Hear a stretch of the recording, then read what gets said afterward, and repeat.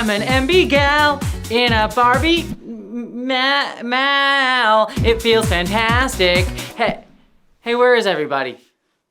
Okay, yes, I know I missed the Barbie dreamboat, and this essay is way beyond topical. One of the most ironic things that I've learned about making your own movie is that while you're making it, you have less time to go and see other movies. Oh yeah, by the way, I filmed a sci-fi movie starring folks like John Delancey and Abigail Thorne of Philosophy Tube coming out on Nebula early next year, so subscribe to see when it releases.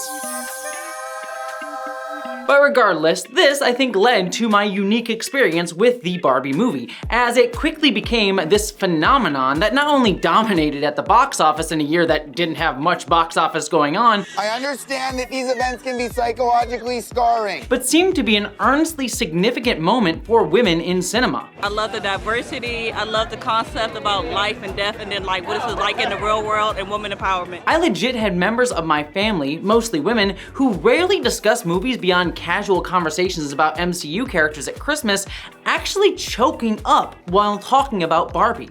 It was this collective celebratory moment that I've never really seen in mainstream film before, at least in terms of women generally feeling so passionate and positive. And this was even more surreal to me considering I had little context for it outside of seeing Ken's amazing t-shirts.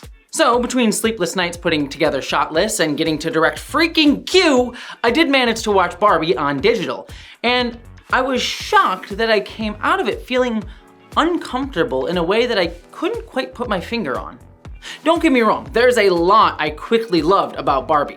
I mean, just visually it's a triumph. The production destroyed the pink paint industry alone to deliver some of the most distinctive looking sets and imagery this decade. Even more so when it's contrasted with its bland fix-it-in-post with overworked VFX houses blockbuster peers like MCU movies. Speaking of, unlike most blockbusters that cobble together their story in the editing bay and reshoots, director Greta Gerwig managed to bring her voice to Barbie in a way few indie filmmakers can do in blockbuster film, delivering a movie that has a clear vision. And I could also see why, what with things like America Ferrera's fantastic monologue about the contradicting pressures of womanhood, why Barbie had resonated so deeply. Never be selfish, never fall down, never fail, never show fear, never get out of line. So at first, I thought my dislike for the film was probably because it was overhyped, or that as someone who has been reading bell hooks for years, that it was too entry-level feminism for me to really get into it.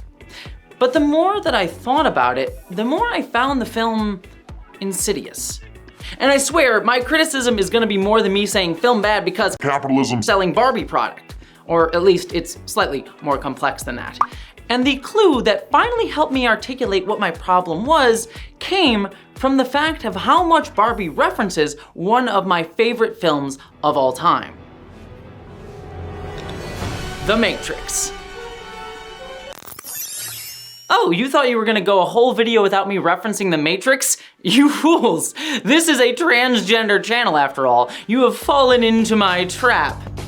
Oh, maybe that's a poor choice of words given the trans context.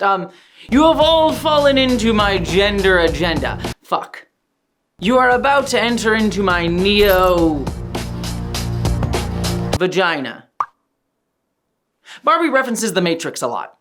Obviously, it does so in very overt ways, with weird Barbie offering white, stereotypical Barbie a shoe version of the red and blue pill, or Barbie meeting the Oracle, aka Barbie's creator Ruth Handler. But even more subtly, Barbie is structured much like The Matrix and its subsequent sequels. And yet ultimately, Barbie shies away from the same revolutionary statements of those films. Despite both works using gender, either textually or allegorically, to overtly criticize systems of hierarchical power and having central protagonists who become stand-ins for the exploitation of our identities, both films reach vastly different conclusions. So for Barbie to repurpose The Matrix in ways both overt and subtle to wildly different ends feels like a fundamental misunderstanding of the radical nature of The Matrix, and ultimately, for me, underscores Barbie's central failings at truly grappling with a basic feminist framework that falls short of comprehending the intersecting systems of power that gender finds itself at a critical cross-gap between. I know I'm an idiot, but I did not realize how putting on these sunglasses would make the teleprompter so freaking difficult to read.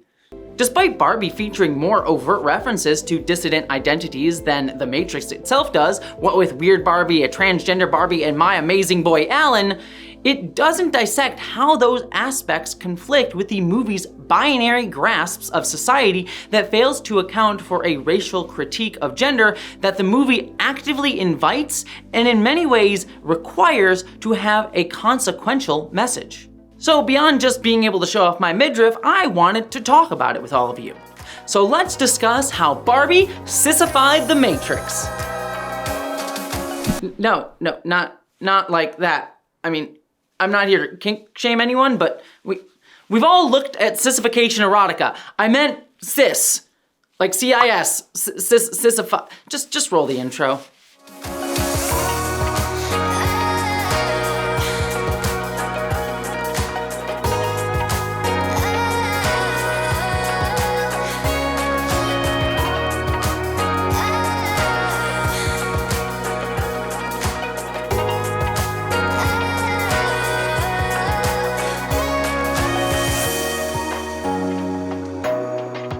But before we get started, I want to briefly talk about media bias.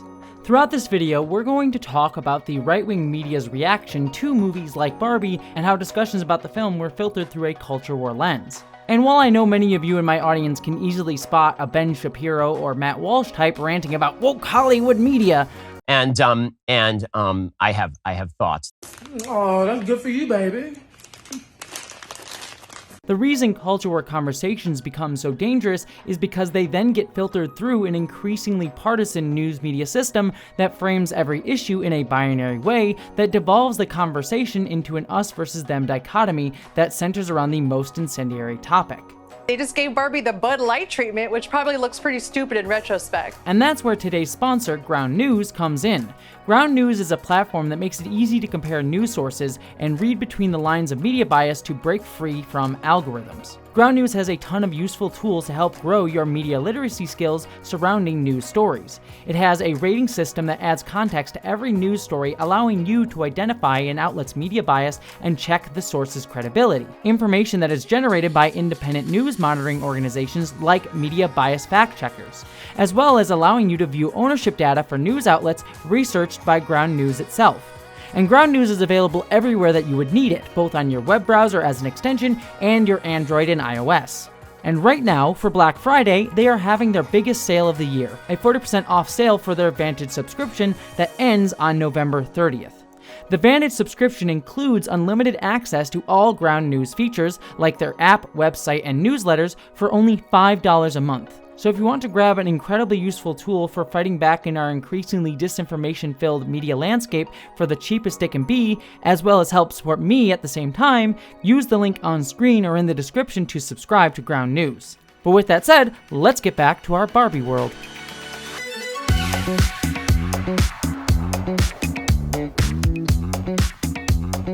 To understand how Barbie deviates from the Matrix, we first need to know how Barbie presents its world. Barbie Land is a society run by Barbies in a universe made of the collective unconscious of real-world girls who play with Barbies. A place where their dolls have immortal, perfect lives that run on endless loops, the same day, every day. And the film points out that each of these different Barbies are equally Barbie. Their status as Barbie is precisely the same, and the world of Barbie Land supposedly has equal rights. However, we learn that this world is ultimately a product of the in-universe Mattel, the company that makes Barbie toys. Thus, Barbie Land is an artificial universe that uses the Barbies as a commodity. And this echoes the Matrix in very overt ways, with the titular Matrix being an artificial system created to use its human residents for labor and battery power. Both movies use these manufactured realities to point to a corporatized system that exploits one's existence. In Barbie, though, there is an essential distinction between the Barbies that the film makes subtly. The film centers on Margot Robbie's Barbie, who the narrator states is just one of the Barbies. And here is one of those Barbies now, living her best day every day.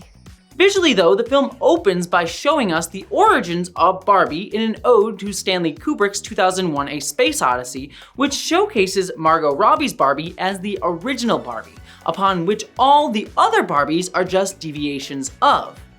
And these deviations come in a couple of different ways. While they are all women, they are also racially diverse. The film never draws attention to this racial diversity or presents it as something that distinguishes the Barbies in any way. Similarly, there are other superficial differences, such as a larger Barbie played by Sharon Rooney and a Barbie played by transgender actress Hari Nef. However, the movie doesn't draw attention to those differences either. This setup then frames whiteness, thinness, and cisgenderness as the starting place from which everything else deviates, usually by one distinct qualifier. However, Barbieland makes sure to present all these deviations as neutral and equal within this world. The only differences that are acknowledged between the Barbies is their jobs. Astronaut, Supreme Court Justice, doctor, and even male person. Their unique identities are not linked to their community, racial identity, gender identity, or size, but to their jobs, especially their high-functioning, high-status jobs. She might have started out as just a lady in a bathing suit, but she became so much more. She has her own money, her own house, her own car, her own career. They all fit within a system akin to modern-day corporatized America, just with a lot more pink and women, and their jobs are how they find their selfhood by identifying with what the system has assigned them at creation as their function for the larger corporate machine. And these jobs define you more than any other aspect of your identity. This fits well within the Barbie toy brand of the real world, as Mattel sells this version of capitalistic achievement, the girl bossing of Barbie. This girl bossing of Barbie came about during the feminist movements of the 1960s, where feminists despised Barbie for being seen as literally commodified femininity. So Mattel responded by creating different versions of Barbie as career women. However, these career women identities for Barbie were not meant to earnestly empower her, but to reflect a changing market while also generating new variations of the doll to get people to buy new products. Ruth Handler answers critics with another groundbreaking move, launching a new range of Barbies styled as career women. You kind of grow up and you think you're going to get married, have children, be a mom, clean the house, cook dinner. And Barbie is letting girls know, a lot more to life than that. She changed the way little girls think. So for Barbie, her identity is found in both her career through capitalism as well as the commodification of those careers to sell these identities to women. This is also how Mattel associates Barbie with girldom as a market to sell to, which is very much a Western invention to commodify toys for either boys or girls. Until the 20th century, toys, including dolls, were sold in a gender-neutral manner. But then in the 1940s, companies like Mattel learned that they could sell new sets of clothing and toys if they marketed to girls and boys differently. Mattel itself was a big part of this process, being the ones to come up with the phrase action figure to distinguish from dolls for girls in order to sell toys like G.I. Joe to boys. The hurdle was getting over the fact that, quote unquote, a boy will never play with a doll. It's an action figure. So the whole idea of Barbie for girls and then associating that product with a form of identity that this movie reinforces is rooted very much in capitalism. Yet despite how one would think that these different jobs would present different power distinctions within the society, such as Supreme Court Barbie or male Barbie having different classes, in actuality, there doesn't seem to be any material difference in Barbie's lives. They all live in luxury houses and drive luxury cars. Everyone has equal access to the same resources and the ability to follow their desires. The American dream made manifest. This is at odds with The Matrix, which itself reflects our current day reality of exploitation. Agent Smith in the movie even muses that humans recreate this exploitation and require it in order to generate the needed power for the machines who use them. Did you know that the first Matrix was designed to be a perfect human world where none suffered, where everyone would be happy? And it was a disaster. No one would accept the program. Entire crops were lost. Barbieland is a utopia, and The Matrix is not. And Neo in The Matrix is keenly aware of these power distinctions because he feels it himself as a low-level employee, while Barbie herself is blissfully unaware of the artificiality of her world. However, Barbieland the film takes pains to immediately undercut Barbieland's equality by showing us the Kens. The Kens don't have homes, likely live on the beach, and also don't have jobs. So the only way that the Barbies find a unique identity is actively denied to the Kens, who are just there to exist as an accessory to Barbie. Thank you, Barbie. Yeah. You know surfer's not even my job. I know. And it is not lifeguard, which is a common misconception. Very common. Yeah, because actually my job It's just beach. And this then sets up a clear, distinct power hierarchy within the Barbie world, one that both the Kens and Barbies are utterly unaware of due to it just being how the system works, with them seeing this as a natural dichotomy that Barbies sit at the top of. The film calls this a matriarchy, and we will use that term throughout this video, but to be clear, it's not really. Matriarchies do exist and don't really function in the same way, with the commodification of people and defined by job function. Matriarchies have their own unique structures and issues. So what this actually is in Barbieland is just patriarchy, but inversed. And we'll come back to this film's complete inability to envision a system other than variations upon capitalist patriarchy in a little bit. However, this matriarchy was created quite literally by the artificiality of Barbieland. It was one dreamed up by Mattel. Is Barbieland like an alternate reality, or is it like a place where your imagination... Yes. It's a false world where Barbie is a product and an idea, not something that can actually really exist in the natural world. Ultimately, stereotypical Barbie feels this artificiality too because, like the Kens, she is denied a sense of identity. She is just the stereotype of the American dream, but does not have a job or a specific qualifier. This is what stereotypical Barbie is realizing when she thinks about death. It is the best day ever, and so is yesterday, and so is tomorrow, and so is the day after tomorrow, and even Wednesdays, and every day from now until forever. Do you guys ever think about dying?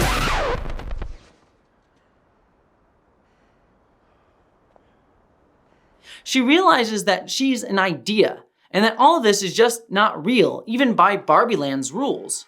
She realized that she's a product, not a human being with free will, living in a simulated reality made to extract her energy and labor for the material gain of someone else, namely Mattel.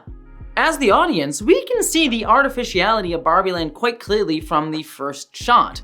But Barbie comes to understand it through her experience of aging and moments of thinking about morality that we all associate with our real life. That's cellulite. Thus, Barbie's feminized system pushes us as the audience out and then draws us into a world that we recognize, framing the world of femininity as a product. Similarly though, in The Matrix, Neo feels something is wrong, that the system that he exists within is extracting energy from him, but it's the same world that we, the audience, recognize as our own. His realization of the world's artificiality comes metaphorically, as a trans woman who eventually sees Trinity, a woman living life beyond the boundaries of having to worry about working for a company, the person that Neo wants to be, leading him to be given the choice of a red or blue pill by Morpheus, with the red pill symbolically looking like the estrogen pills that were red at the time of the film's release. Taking the red pill and going through the looking glass, through his reflection that reflects back at him someone that he is not, Neo can escape the system that commodifies him, allowing us as the audience to see how our real world outside of the film is a simulation. These distinctions between the two films are essential to understanding both movies' messages. In Barbie, it points out how the artificial pink of women's world is itself a fantasy product from the go, one that does not exist, but one we all, including the women whom the film is speaking to, recognize quite clearly. The Matrix, conversely though, is made to draw its audience in to recognize that our real world is itself unnatural and artificial, something that we may not have already been thinking about when we came into the movie. We recognize women's world as a product, and Barbie highlights this, whereas The Matrix is trying to draw us into a more radical redefinition of our entire world. Yet like Neo, stereotypical Barbie goes to see Weird Barbie, who offers our protagonist the same red or blue pill style choice to escape the system and see the real world outside of the bounds of how she is commodified. You can go back to your regular life and forget any of this ever happened, or you can know the truth about the universe. The choice is now yours.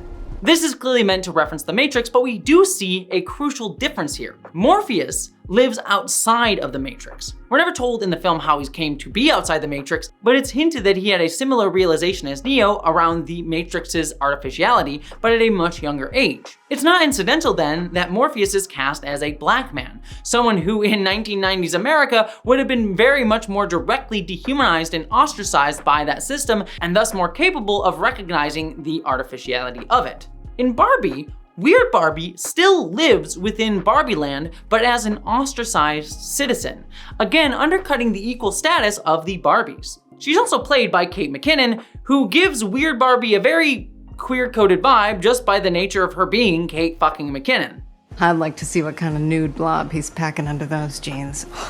But Weird Barbie is also queer by Barbieland's rules too. Not necessarily textually attracted to women, but someone who is not allowed to exist within the binary framework of the system and pushed aside by it. And what's weird will become weirder. And then you look like me. But she's not able to escape it like Morpheus. And we'll come back to that. Something that's also interesting is that while Neo instantly takes the red pill in the Matrix, stereotypical Barbie does not, wishing to stay in Barbieland. The first one, the high heel. No. We'll do a redo. This is clearly done for comedy by subverting our expectations, but it is a distinct difference that we will also return to. Eventually Barbie, as well as Ken, who comes with Barbie seemingly out of kindness, but in reality because he has no identity outside of Barbie and thus wants to travel with her, both arrive in the real world. Neo has Trinity and Morpheus, but they are guides, not subservient to him like Ken. Neo then wakes up on the Nebuchadnezzar, a ship full of diverse outcasts who are generally all treated with equal humanity. In later films, we also have Zion, a society that lives without many resources, but still seems relatively egalitarian, a distinctly different world than the Matrix that Neo left. Both the Nebuchadnezzar and Zion represent distinctly different worlds and systems than the Matrix that Neo had left. But Ken and Barbie just find a binary opposite world to Barbieland, a patriarchy instead of a matriarchy, but which plays by similar but reversed rules. Jeez, you would think a construction site at lunchtime would be the perfect place for a little woman power, but this one was so male. Everything's almost like reversed here. It's important to note that we never see a world within Barbie that genuinely escapes this power hierarchy dynamic or presents itself as radically different in terms of its structures. However, Barbie does quickly begin to see how she is seen as an object to be gazed at by men and becomes very self-conscious of it and her body. I don't know the word for it, but I'm conscious, but it's myself that I'm conscious of. I'm not getting any of that. I feel what can only be described as admired, but not ogled. Having to hold both how she sees herself, as well as how others see her as less than in her head at the same time. In contrast though, Ken finds himself able to exist like Barbie in Barbieland, free from the burdens of being overtly objectified. Upon learning that Barbie is in the real world though, the Mattel Corporation works to get her back and literally put her in a box, with one of the most on-the-nose visual metaphors ever seen in film. No one rests until this doll is back in a box. And it's worth discussing how the movie communicates the systems that try to put Barbie in that box. We have Mattel, but we also see the FBI informing on Barbie to Mattel, with them monitoring the entrance to Barbieland. Thus, Mattel and the US government are visually portrayed as different sides of the same coin. Here we see corporations and neoliberal governments working together to oppress women, which is a strong, subtle message of the film. But on top of that, the working class folks are also framed as stuck in their cubicles without an exit, boxed in just like Barbie. However, this salient metaphor of capitalism and the neoliberalist government structures that uphold it is somewhat undone by the portrayal of the CEOs and men in charge of Mattel as endearing buffoons, who, in the end, are just able to learn their lesson and help out Barbie.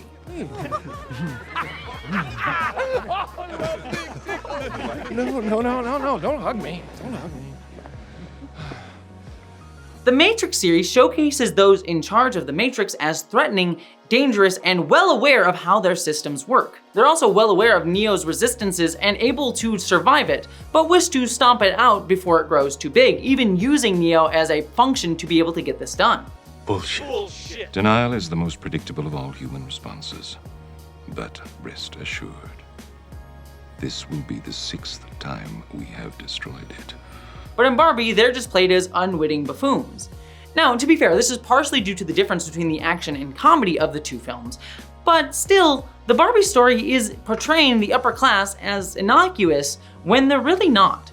Barbie is made a product to be sold by a bunch of men so that they can keep their place of power at the top by selling her for more money. It reflects a society that will nominally accept women here and there as girl bosses, but not one that will ever allow them to hold systemic power, because it is built off of denying them such. Could I just meet the woman in charge, your CEO? Oh, that would be me.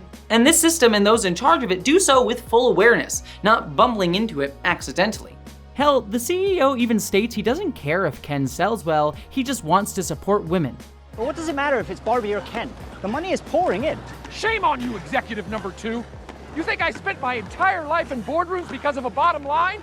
No, I got into this business because of little girls and their dreams. Which is not how that would work at all. If the Ken doll somehow magically started selling better than Barbie, you bet your ass the quarterly profit-focused suits would shift their attention to Ken immediately. However, the men are also trying to sell an image of womanhood that props up how women can identify with their jobs for the system rather than self-actualized identities for themselves, while also framing them as beautiful and perfect pictures that women should aspire to by buying more women products, such as clothing and makeup. And it does so by selling a distinctive version of beauty and femininity. Despite the Barbie movie having Sharon Rooney as a larger Barbie, Mattel in real life only ever released a curvy Barbie in 2016, giving the doll wider hips, but still falling well within stereotypical beauty standards for women, thus highlighting how Barbie as a product continually reinforces the ideas of women reaching unrealistic beauty standards. These constantly changing beauty norms for Barbie were used to generate more sales. More fashion choices every year means that you had to buy new things in order to keep up with Barbie. This is ultimately reflective of the same beauty norms that women generally in our society have to keep up with. A new trend, a new clothing line to buy each year in order to spend your money on, in order to be considered beautiful and part of society. And these standards of beauty are themselves rooted in the history of the commodification of women. As historian Nell Irving Painter points out in her work, Europe began to colonize other nations throughout the world by the 18th century. And luxury enslaved people, people often gendered female, came to represent the epitome of human beauty. Beauty was linked with the enslaved and femininity, as we see in British traveler Edward Daniel Clarke's musing on the notion of beauty of the Circassian slave women. Their women are the most beautiful, perhaps, in the world, of enchanting perfection of features and very delicate complexions. The females that we saw were all of them the accidental captives of war, who had been carried off together with their families. They were, however, remarkably handsome. We can see this link between femininity, enslavement, and beauty standards in things like the 19th century sculpture The Greek Slave by Hiram Powers, a larger-than-life beautiful white woman wearing only chains across her wrist that we are meant to ogle at as unapproachable beauty. These ideas of slave women being used for sex, reproduction, and products to be gazed upon evolved further into the idea of womanhood we have today, one epitomized by stereotypical Barbie in her box. Her body is exploited to reinforce these beauty norms and notions of femininity as a deviation of manhood in order to service a system led by man's power ultimately, that just views them as a commodity. So the on-the-nose visual of Barbie being put into a box with her wrists literally being chained was a potent visual that resonated with many women because they understand how they themselves have become enslaved products. However, there is an important part of this that the Barbie movie directly ignores. And that's in how those beauty norms that I've been talking about was created through a manufactured racial divide. As the 18th century science of race developed in Europe, influential scholars referred to two kinds of slavery in their anthropological works. Nearly always, those associated with brute labor, Africans and Tartars primarily, emerged as ugly, while the luxury slaves, those valued for sex, engendered as female. The Circassians, the Georgians, and Caucasians of the Black Seas regions came to figure as epitomes of human beauty. The idea of white feminine beauty standards could only exist through the contrast against folks who would later be racialized as black and seen as less human in order to justify their enslavement and used for labor. White feminine beauty was seen as desirable because it was in direct contrast to those seen as beasts of burden and inhuman, African folks who were taken for labor. And we can see how this idea of beauty was pushed into the mainstream of colonialist countries, with works like Liban Turk, which showcases a harem of white women and a single black woman to highlight the contrast and beauty of the white enslaved women in the photo. Womanhood beauty standards then, while always steeped in commodification of womanhood, was only created through the contrasting prism of whiteness. This also points to how black women and femmes are masculinized in a Eurocentric viewpoint, yet simultaneously fetishized. Take Sardaki Bartman, for example, a Khoikhoi woman who was caged and paraded as a freak show attraction throughout 19th century Europe, and ghoulishly after her death had her brain, skeleton, and sexual organs remaining on display in Paris until 1974, showcasing how black bodies were commodified and seen as less than human deviations. A famous photo of her was taken by photographer Jean-Paul Gould for his book Jungle Fever, where he clearly is fetishizing her body. This dehumanization of black women's bodies continues to this day, with even Kim Kardashian controversially playing on the Sardaki Bartman image on a magazine cover. Yet despite this, black feminine features and art set so many body trends that have then become commodified on white women's bodies, such as Anne Lowe and Zelda Wynne Valdez creating hip-defining busty gowns and even the Playboy bunny outfit. Black women's fashion and bodily features are desirable by a corporatized male gaze that then sells these images of women just as long as it's not on black women's bodies. Even things like devaluing larger body types on women directly comes from colonialization efforts to devalue the curvier bodies of black women. But this is crucial to understand why Barbie fails to have a substantive critique on the systems that it's attempting to address, because it refuses to engage with relevant intersections. Think back to how all the other Barbies that we saw at the beginning of the movie were seen as deviations from stereotypical Barbie, where racial divisions don't exist or are acknowledged despite there being very clear superficial diversity. The film wants to be, and in fact was celebrated for its diversity, but refuses to discuss why that diversity would matter, especially within the conversations around womanhood. It all goes to this belief in the story that we tell in our society today. The idea that there is a universal human experience and protagonist that can exist sans the context of a person's life. That is ultimately a straightforward mechanism of capital. It's a story that we believe in our society that we can all become a protagonist if we work hard to achieve what we want in America. That there's a central person to the story of America whose background in class, gender, race, or even their interests as a person are unimportant to their successful navigation of that narrative, to ultimately become the successful hero of the story, one that achieves their dreams and job and function within the status quo. One might think that there are some ways within the story that capitalism will address issues of racism or sexism in order to say that people overcome it to become that protagonist. But usually it comes down to individualized ideas of tokenistic inclusion, like a black Supreme Court justice or girl boss CEOs, or pointing out the harm that individual racists, whether they be someone just at the grocery store that someone encounters or a boss that someone has to deal with that says bigoted things. But that's about as far as capitalism will acknowledge this form of racism and sexism within its systems, because it's trying to centralize the idea that racism, sexism, and other forms of bigotries are individual issues. Certain people are just bad people and we can beat them. It's not the system's fault. Yet we know that race and gender itself prevent many people from getting to those positions of power within our systems. The years of devaluing and eliminating black communities' access to capital, for example, or the discrimination against transgender identities, prevents many from ever reaching that same level of success. That man got a house in an area that grew tremendously for white people who were able to get in there, and did not grow for the many hundreds, if not thousands, an unknowable number of black people who were not able to get in there.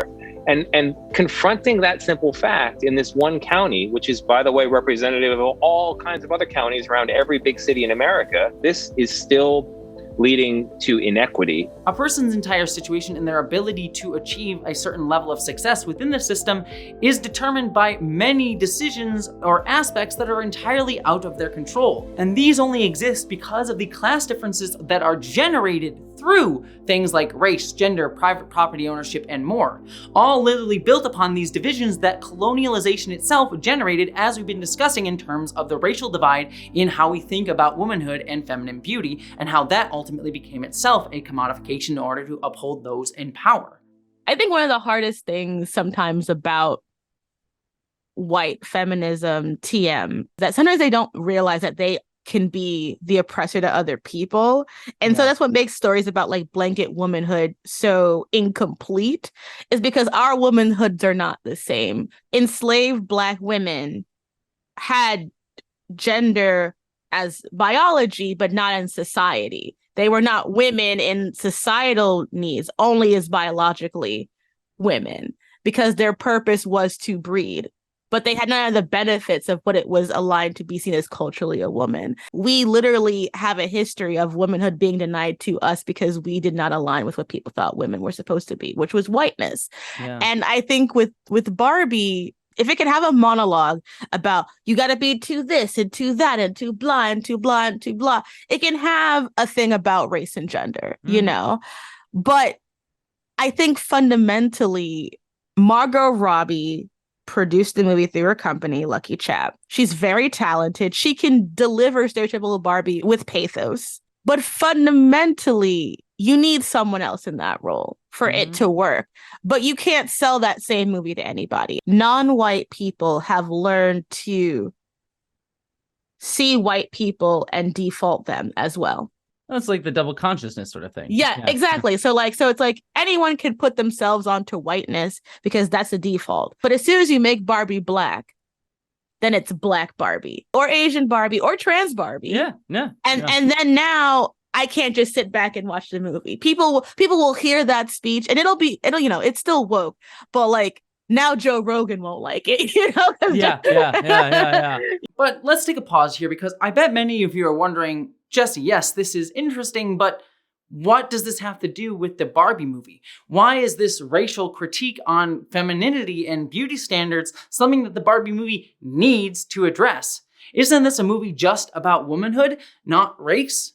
And I fully understand that immediate impulse, but this is crucial to understand why Barbie fails to have a substantive critique on the systems that it's attempting to address, because it refuses to engage with relevant intersections. All of this is the myth that capitalism wants to sell, this propagation of a narrative that suggests a neutrality of human experience that is essentially natural in the way the world works, that it's how it's always been, not because that's how the system of capital made them work. Now, to be fair, Barbie does challenge this narrative through the prism of gender solely, but it ignores the racial contrast that those gender expectations and divisions were built upon and sells the myth that race is a non-issue when confronting gender. This thinking had its groundwork laid well into modern American feminist movements. Take Simone de Beauvoir's The Second Sex, a foundational feminist text that itself established the idea of white woman as the woman and the subject of feminism, as writer Rafi Zarkia points out in her book, Against White Feminism. In comparing women to others who include blacks and Jews, de Beauvoir reveals herself to be thinking of women as only white Catholic women. From the very introductory pages of The Second Sex, de Beauvoir identifies otherness as the fundamental category and women as the ultimate other, in a way similar to how the natives of a country see inhabitants of other countries as foreigners. Jews as the others for anti-Semites, blacks for racist Americans, indigenous peoples for colonists, proletarians for the propertied classes. In de Beauvoir's view, then, the justifications for inferior contradictions of race, class, and caste are not just comparable, but rather the same. In this way, she each of these as discrete systems of oppression that could be compared but did not overlap. In every comparison that de Beauvoir makes between women and blacks, however, the blacks are assumed to be American and male, and the women are assumed to be white. This willful disengagement from perceiving intentions within a discussion of feminism is actually intentionally incentivized by our system, playing with white women's understanding of how they exist within a generated hierarchical dichotomy of men versus women, but insulating them from understanding that there is an underclass that is generated through intersections of gender with economic, racial, religious, and other generative hierarchies that themselves were framed against white womanhood. As a result, it allows those who fall into this idea of feminism, namely mostly white women, though not solely, to play into this binary fight of against the patriarchy while simultaneously pushing down others who speak on the necessary intersectionality required to accurately deconstruct the systems of white supremacy and capital that those standards of white womanhood were built upon to commodify others. By the way, when I say white supremacy throughout this video, I am not talking about neo-Nazi style white supremacists. So don't run to my comments saying that I'm calling Barbie or Greta Gerwig a Nazi. And until you showed up here and declared yourself Barbie, I hadn't thought about you in years, you fascist. What I'm talking about is the system of interlocking institutions that makes whiteness seem like the norm upon which everything else is less valuable variations upon. Barbie then presents this same capitalistic myth to focus on an invented men versus women binary that frames whiteness as the norm and the only way that we can talk about these issues through. Again, to be fair to Barbie, it does attempt to address some racial context in subtle ways, most obviously through America Ferrera's character, Gloria, who we learn was the owner of stereotypical Barbie and the cause for why Barbie realized her artificiality in Barbieland. Yes! Irrepressible thoughts of death Barbie! Oh my god! And cellulite! We see Gloria, a Latino character, working as a secretary at Mattel, highlighting her lack of access to the dream Barbie high-achieving jobs as both a woman and a Latino person within a patriarchal world. We also get hints that her family faced money issues through her backstory and offhanded dialogue with her daughter. And it's these struggles with achieving the American dream that Gloria faces that potentially led to stereotypical Barbie having her own realization within Barbieland, mirroring Gloria's frustration with trying to achieve that dream. However, this is never given textual discussion within a movie that is very overt about its gender critiques, because whenever Gloria speaks about the issues she faces as a woman, most notably in her famous monologue, she only ever highlights the dichotomy of expectations that women generally face sans any racialized aspect. We have to always be extraordinary, but somehow we're always doing it wrong. Additionally, as a child, she played with stereotypical Barbie, the white Barbie, highlighting her identification with whiteness and womanhood, something that never gets brought up. But it also made me uncomfortable with America Ferrera being the one to deliver that weird speech, because I feel like so much of her career has been defined by being a plus-size curvy woman in Hollywood until fairly recently. Like, for so long, she was the person that was put on the opposite side of Barbie. And like, as someone who remembers her in Ugly Betty, for example, where like the whole thing is that she is this person coming in this space of very thin beauty standards, it also shows this shift of how the pop culturization of feminism is trying to bring in as many women as possible and sort of like smoothing over the different ways that we can marginalize each other within the idea of womanhood. And it's also interesting that Gloria is a Latino character, who are characters that are often treated as white in mainstream movies and TV. Many Latino Americans who live in the United States are descended from immigrant groups who only came to the US within the past century or so. And what that often entails ideologically is a sense of buying into US culture. You are motivated by US propaganda to believe in the myth of the American dream that if you work hard, you can move up the ladder and your family will succeed because you are trying to escape a situation that was much worse for you when you immigrated to the United States. It's a sense of opportunity. You know, my story is not very different than so many other, Latinos who, grew up in communities where they had to work hard to get by. Now, to be very clear, I am not saying that Latino Americans do not face a shit ton of racism and hate for being immigrants. I mean, just look at any Republican speaking for longer than 5 seconds on immigration policy to know that that isn't true. But what I am trying to speak to is the culture of how American mainstream art, like Barbie, will treat a Latino experience as almost indistinguishable from a white experience in order to propagate this myth of a neutral experience that Gloria as a character fits well within. Let me frame it in a different way to help you understand what I'm trying to say here. It's the same way as how white women characters like Captain Marvel or Rey in Star Wars are treated as stoic, contextless men in order to give the superficial appearance of women protagonists without actually writing these characters as women.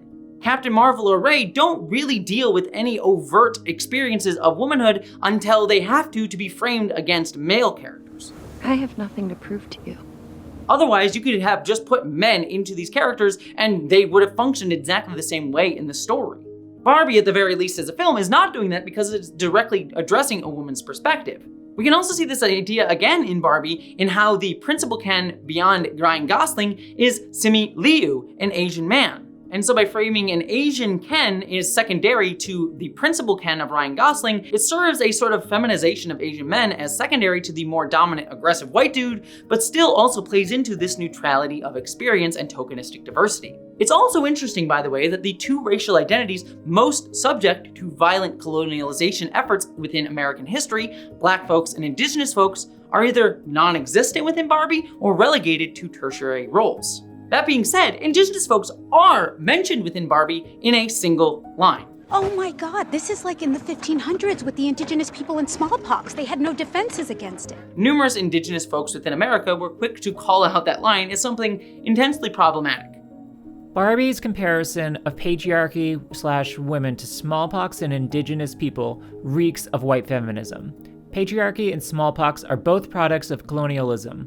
However, this comparison not only erases Native women, but comparing structural oppression to outright genocide cheapens both. So not only does Barbie never showcase Indigenous folks, despite Mattel having released numerous Native Barbie dolls, but it also makes light of their genocide by comparing it to something that it is not really comparable to. On top of this, the film has a visual Mount Rushmore gag, which itself was built upon Paha Sapa, a mountain that is sacred to some Indigenous tribes and was stolen from them. This was another joke within the film that ignored the treatment of Indigenous people, leading many Indigenous folks to understandably call Barbie an anti-Native film. Going back to our larger discussion though, this is why right-wing outrage against Barbie, the movie, mentions the wokeness of the diverse cast, but focuses primarily on how the movie supposedly hates men instead.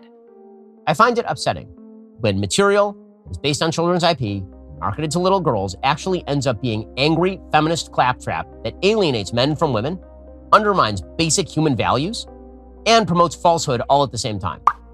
Barbie itself centralizes womanhood in whiteness and plays into the capital L liberal myth of neutral human experience, despite existing within a system built on colonialization and exploitation of labor through generated gender and racial divides. What this does then is allow the film to centralize the myth of a binary us versus them fight, here shown as men versus women, without giving that broader context. Moving on though, while Barbie can't be a person in Barbieland or the real world due to her womanhood preventing her from ever moving beyond being seen as product, Ken can pursue what he thinks is self-actualization as he finds within the patriarchy.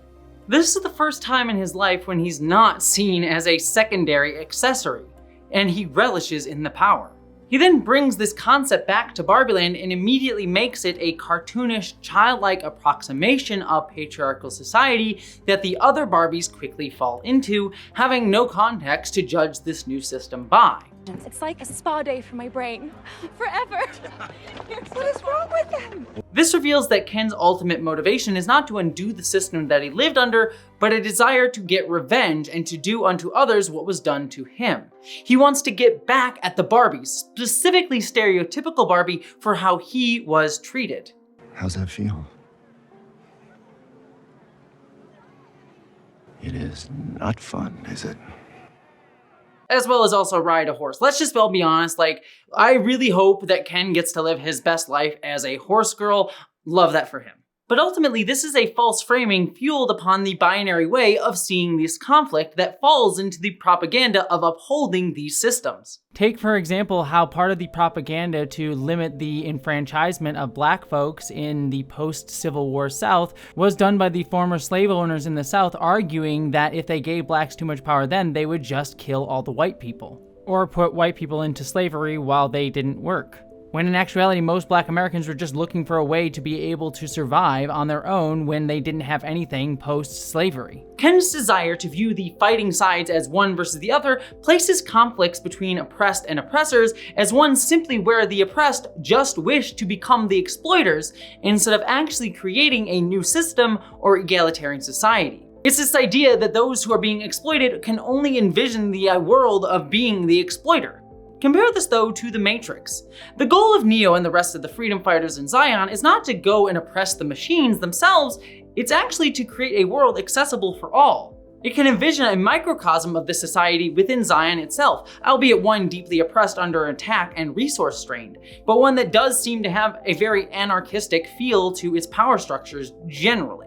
In Matrix Resurrections, which actually is one of my favorite movies and it's much better than others say it is, see my video on that, we see that machines are also a part of the resistance movement itself, understanding how they as machines are harmed. Machines are on our side now? They are sentients. It's a word they prefer to machines. That's what I meant. What you changed that nobody believed could ever be changed. The meaning of our side. The Matrix is saying that machinarchy hurts everyone, including machines. But unlike Ken, the machines aren't motivated to just recreate a version where they can get revenge on those who hurt them. This belief that the oppressed class only seeks revenge against its oppressors relies on the assumption that one must only be able to exist within its reflection, that the world naturally only works within a predator-prey dynamic. Yet this story is but a propaganda tool of systems based on the commodification of labor, one that places us, both the exploiter and the exploited, in the minds of those doing the exploitation. The best way to illustrate this is with the concept of the master-slave dialectic as articulated by Hegel, which I'll explain using an abridged version as articulated by David Mura in his excellent book, The Stories Whiteness Tells Itself. For the master, only one set of definition delineates the relationship of the master and the slave. The master is the one who rules and orders the slave to do the master's bidding. The slave is the one who obeys the master. The master is a free human being. The slave is neither free nor completely human. For the slave, the master's definitions of master and the slave are a reality and a truth that the slave must acknowledge in order to remain alive. The definition of the slave as a slave is the master's definition. The slave also has another set of definitions. The master is the oppressor. The slave is the oppressed. The slave is not a slave, but a free human being who has been imprisoned by the master. The slave's freedom lies in their ability not to see themselves as a slave. The slave's freedom lies in creating definitions of both master and the slave different from the definition the master uses. There is, therefore, a difference between the consciousness of the master and that of the slave. The master must believe that the only valid set of definitions of master and slave are the one the master divines and assigns. For the master, there exists only one way of viewing the world, that of the master. The view of the slave, the view of the other, does not exist. Indeed, it cannot exist if the master is truly the master and the slave truly the slave. Those in the top of a power hierarchy can only ever really envision things from their perspective. Thus, they always assume that those beneath them wish to become like them, the exploiters, because that's the only way that they are told to understand the world. This is what is being expressed when you hear folks, even those who consciously support black equality, talking about anti-white racism. It is this anxiety of the privileged that the oppressed just wish to subjugate their oppressors. The concept of anti-white racism frames hatred against white people as something that then can co-opt the institutions of white supremacy to become a black supremacist society. You know, I don't know if you're like me, but when I first heard that class, I was like, what the heck is that suggesting that there's a problem with white people or whiteness and there's a solution? I mean, you know, what's going on here? This is insane. This is clearly racist. It's clearly anti-white. Vilifying movements that seek to humanize the colonized as themselves fascistic, without realizing this would be impossible within our system built on centuries of institutionalized and propagandized dehumanization that ultimately supports whiteness as a norm. This belief is itself propaganda that has been so normalized within our cultural rhetoric and mindset that it is taken as a given in how we depict revolutionary movements within our fictions, like Barbie. I mean, take how Ken in the film is easily able to turn a matriarchy into a patriarchy using the institutions that women supposedly control. It was just that simple for him. And now you're making it permanent with a special election to change the Constitution. That's right. In just 48 hours, all the Kens will head to the polls and vote to change the Constitution to a government for the Kens, of the Kens, and by the Kens! Yet the film doesn't really see this as a problem, as women just vote themselves back into power later, thus upholding the myth that these institutions could just go one way or the other in terms of a power dynamic, rather than the truth that these institutions are built upon these hierarchical demands regardless, and will ultimately uphold them no matter who is put into office.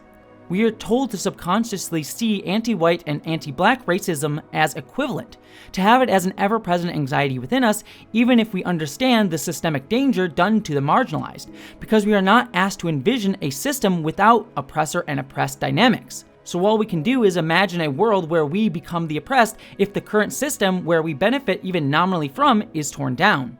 Thus, we uphold institutionalized racism for fear of being treated the way that we have seen others be treated by our institutions. And then this anxiety is then used to propagate the idea that decolonialization movements, typically led by marginalized groups, are themselves inherently fascistic, just as people claiming things like Land Back or Black Lives Matter are fascistic movements. I wanted to ask Black Lives leaders about this. We contacted all 14 chapters. Not one would agree to an interview. I wish they would.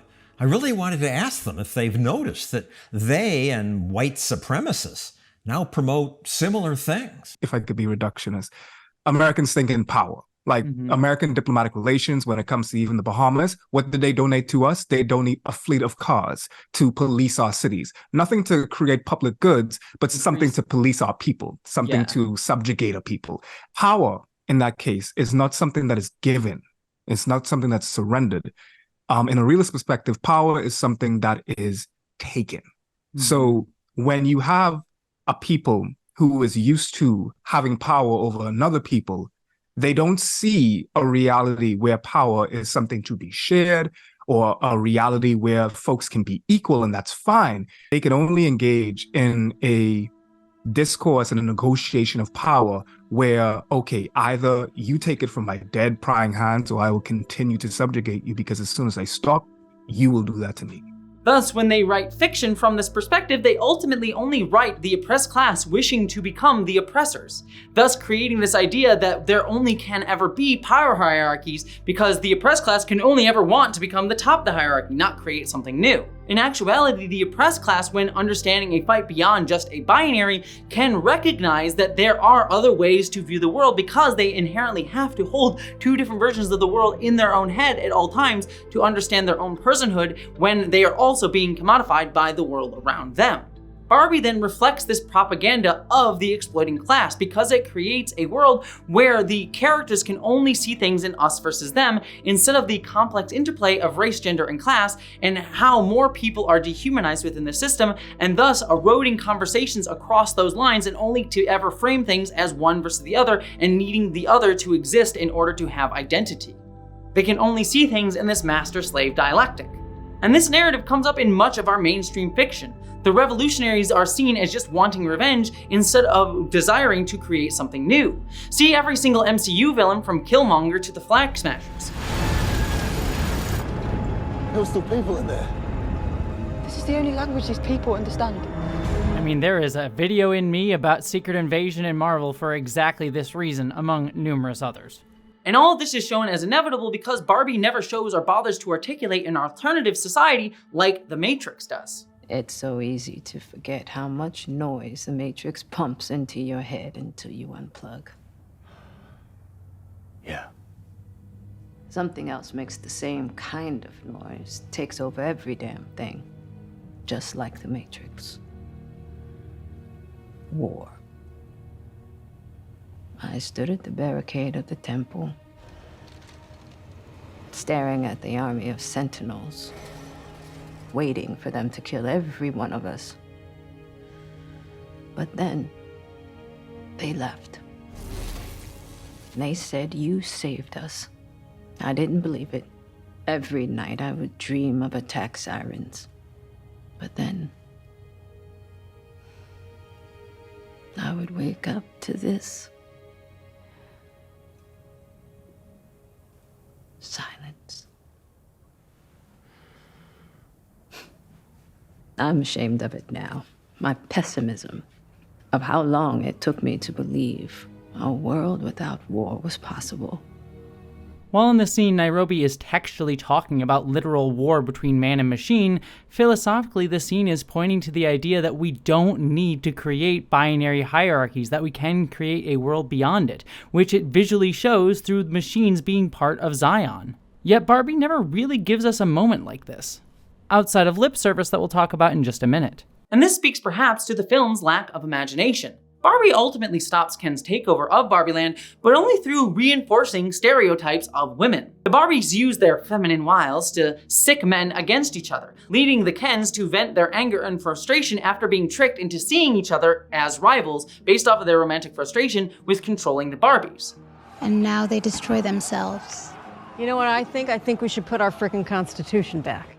While this is framed as an empowering moment, it plays the idea that women are inherently manipulative, and that our strength relies on the desirability of our beauty, which again, we've already discussed, lies in the commodification of ourselves. And this also ignores how men who grow up in a patriarchy, who view women as their property that is then taken by another man, and wish to assert that ownership through violence, are often just as likely, if not more likely, to enact that violence against their woman, as they see as an object owned by them, as they are against the men who they see taking the woman away. This exact myth of women as object and thing to be commodified is exactly why we see a higher rate of domestic abuse directed towards women than at men. So this moment that's shown to be empowering in the Barbie movie is actually really, in truth, a perilous place to frame women within.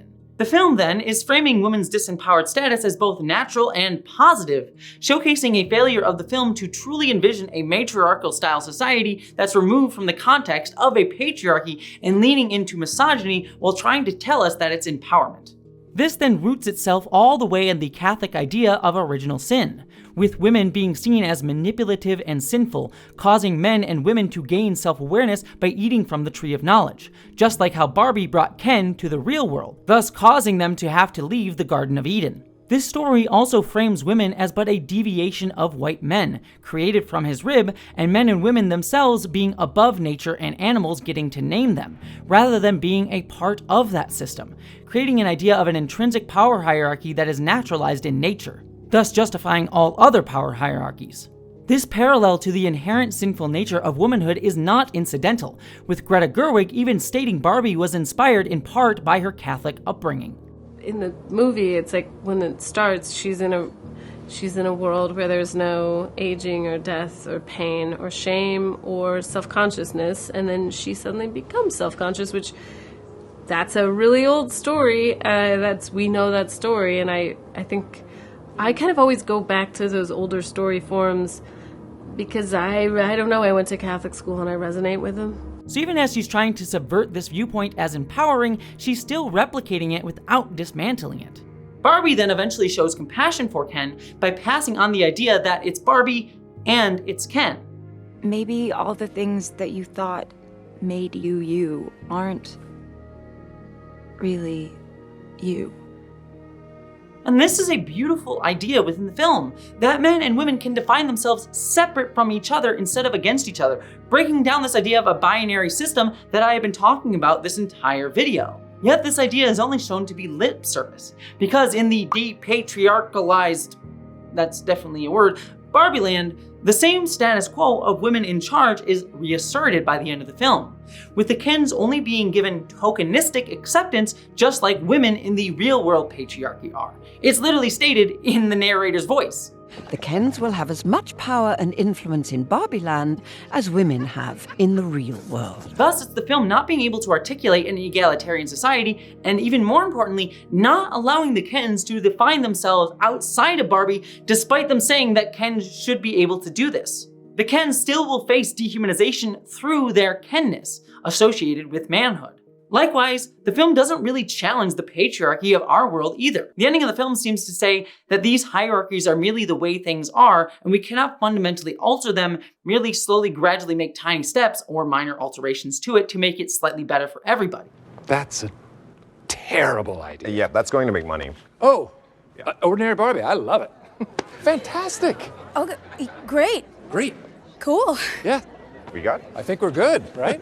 It outright does not view liberation from patriarchy or the inverse patriarchy of Barbieland as even being possible. And this is ultimately my biggest frustration with Barbie because it plays right into this idea that men and women will always be at odds with each other. Numerous defenders of Barbie made fun of Ben Shapiro and the endless wave of right-wing outrage merchants claiming Barbie was woke because it hated men. And rightly so, because every time these outraged merchants say that, they showcase their lack of media literacy because they miss the very overt message of Barbie, that patriarchy hurts everyone, men included, because it's a system that places us into a commodified binary that forces us to dehumanize each other and ourselves. That's what the film gives lip service to, at least. But Barbie as a film still serves someone like Ben Shapiro's interests in preaching to his audience that the film is man-hating because the movie doesn't present a way to see men or women as living free of this dichotomy, and instead says that it's only ever going to be this way and that's all it could be. Takeaway is that men deserve to be oppressed in the way that they perceive themselves having been oppressed. That's disgusting. That's not equality. I thought feminism was about equality, Nathan. It's not. This is the evidence and proof that modern day feminism isn't about equality, it's about power. You might have thought that what you were going to get was Ken gets treated with respect as a person, and Barbie gets treated with respect as a person, and that's a better, nope, wrong. In the end, not to skip ahead, Barbie land just gets restored and the men are still subservient. That's the best version of the world. It only articulates a binary just reversed as the ultimate catharsis when Kens are told to be able to find their own identity. While it gives an underbaked emotional gesture to Ken's humanity, it still declares that men have to suffer just as women suffer for things to ultimately be fair, that we need to get some sort of revenge. The film fails to generate an ultimate praxis that we can exist without revenge or that we can work towards something new, all stemming from the film's inability to see beyond its limited perspective of binary, cis-normative, white patriarchal concepts of gender. Especially like a Will to Change era bell hooks, and for those that aren't familiar with it, that is just like a deep dive into men in mask, men's role in feminism, and why exactly we, cishet men in particular, especially Black men, are supposed to and desperately need to engage with feminist rhetoric. It's not me helping women by engaging with feminist rhetoric. Yeah. It's helping myself. It's healing myself. It's bringing myself to wholeness. Whenever I see these, not like other girl, alt-right girl is talking about like feminism has left behind men and how feminism fails men. I'm like, so you guys have never read like bell hooks or like any of the like women of color feminists who are very much concerned with men of color because of racism, because of the impact of imperialism, because of how our bodies as mothers, those of us who can become mothers and want to become mothers, how that impacts our relationship to our sons and how they become men and how they treat their partners. And so there is an investment for women of color to have equality with men that puts them on the same platform, which is different from like white feminism, because white women are used to being, depending on their class and location, being already paradigms and being treated as accessories within that paradigm nature. And I think that's a really interesting thing to look at with Barbie, is like, this is what white men think that white women want. A lot of these spaces actually criticize bell hooks because of the fact that like she is willing to extend this olive branch, even a thorned olive branch, if I would say, for us to grab onto, because there are some feminists that would levy like, okay, it's women's time, it's women and femmes time, we need to rise up and we need to give retribution to the agents of patriarchy. And I understand the frustration. I can't tell people who have witnessed femicide, especially like Black femicide, that they need to look at us when I look like they're abusers and they need to treat us with compassion. It's a very difficult conversation. However, when you engage in this hostile, vitriolic, let me get revenge on men, it's a dish served for both. You're hurting yourself and you're also perpetuating a reality where I can then feel justified in hurting you as a woman or femme.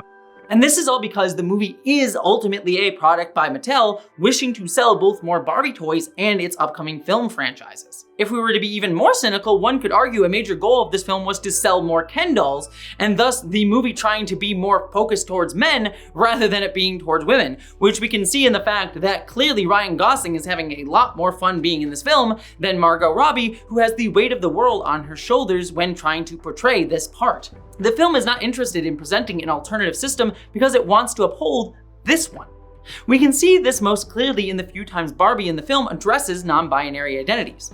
And when I say non-binary identities, I don't mean non-binary in terms of how we think about it in today in a gender identity context, as myself being non-binary in our real world today, but non-binary in the fact that these identities fall outside of the dichotomy of Ken and Barbie, most notably with Weird Barbie, Alan, and Midge, which many people know as Pregnant Barbie.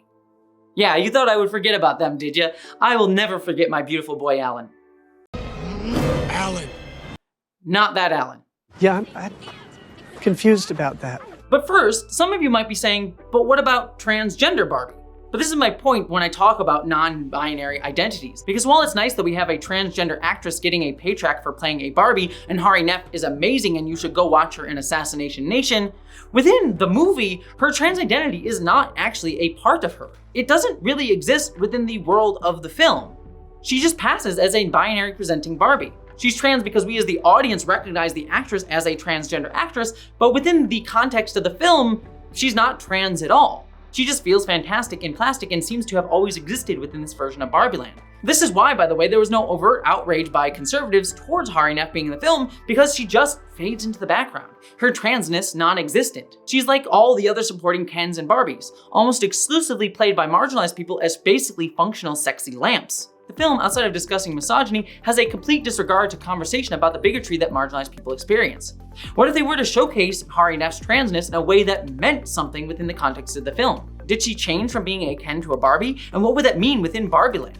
It also speaks to Mattel having zero interest in selling a transgender Barbie to the market with this movie. The closest that they've come to ever having a transgender Barbie is an expensive Laverne Cox doll. But what part of Hari Nef's Barbie's identity would be meaningful to sell as a product to Mattel? A trans flag? A queer club to hang out in? That would just ultimately give them backlash from right-wing conservatives that they were trying to avoid. Her trans identity is not commodifiable and thus not reflected upon within the film. This film's unwillingness to engage with a trans Barbie also leads to some odd choices with Hari Nef's character. During both montages of the Barbies, first when they are brainwashed and secondly when they are tricking the Kens, Hari Nef's Barbie is given lines that stand out to a degree from the rest of the Barbies.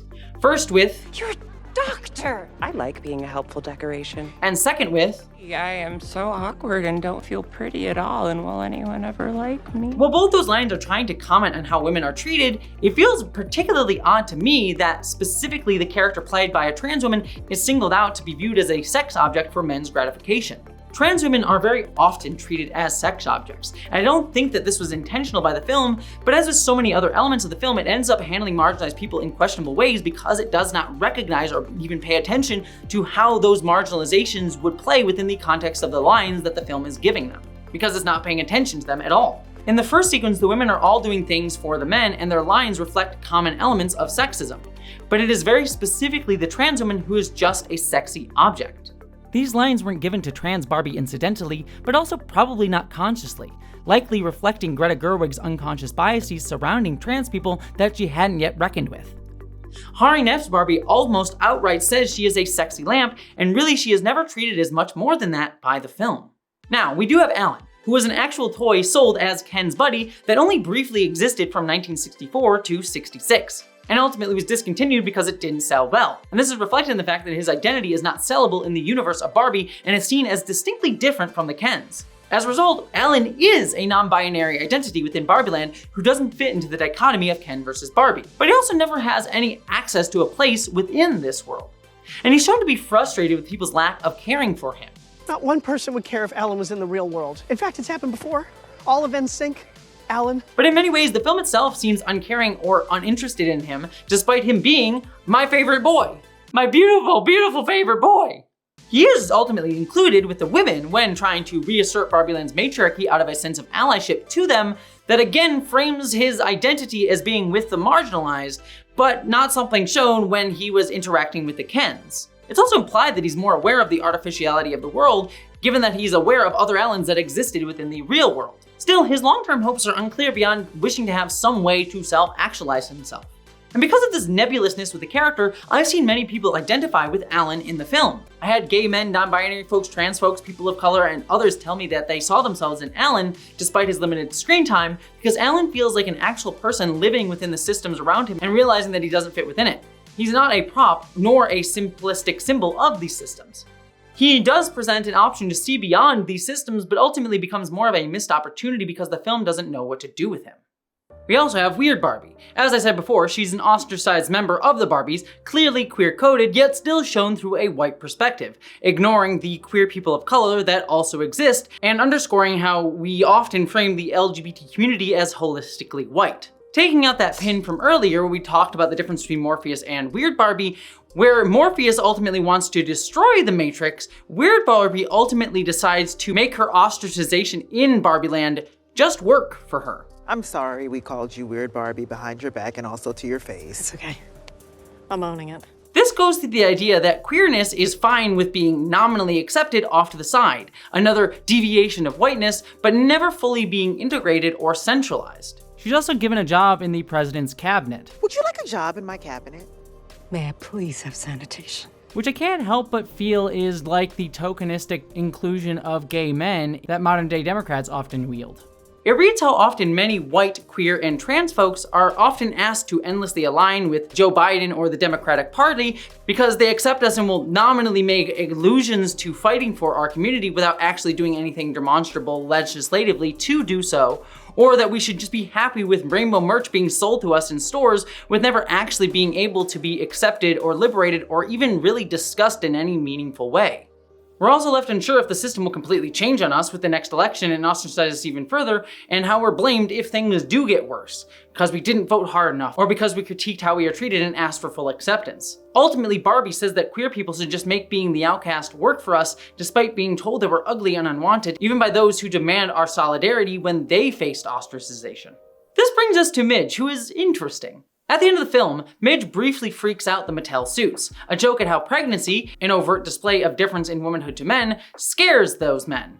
Midge, gosh, I thought we discontinued her. Midge is also accepted by Barbie society, not ostracized from it, but is still seen as weird, showcasing an acceptance of how women have been controlled and objectified through their ability to reproduce through things like abortion rights fights, while also still framing pregnancy as this weird thing of womanhood.